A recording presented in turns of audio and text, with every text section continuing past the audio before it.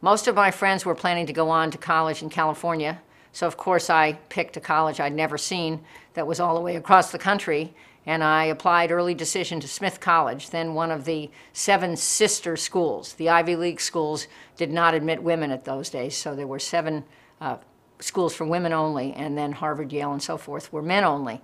I decided I wanted to go to law school. Smith didn't even offer the law boards in 1966 when I graduated because most girls didn't go to law school. So I went to Amherst, which is about 8 miles away, an all-men's college at the time, to take the law boards. Was admitted to Harvard Law School, which in those days was something very few women did, and headed off for Harvard Law School. I spent a very exciting 3 years there, and that's when my interest in politics grew. I was a research assistant for a man who had been the legal advisor in the State Department during the Kennedy years. He was very involved in the Bobby Kennedy campaign, and that's the direction I was planning to take when Kennedy was assassinated, which was a devastating thing on top of the John Kennedy assassination and the Martin Luther King assassination.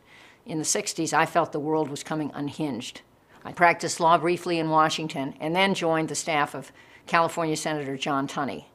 And in terms of my adult political life, that was the big chance.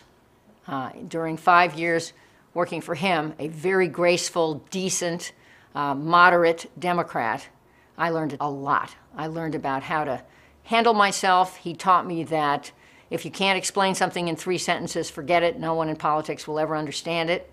And he introduced me to a number of people, especially his best friend, Ted Kennedy, who I watched and adopted as mentors during my whole political life. And it was a very sad thing, not just for me, but for the whole country, when last summer, with great dignity and courage, Ted Kennedy died.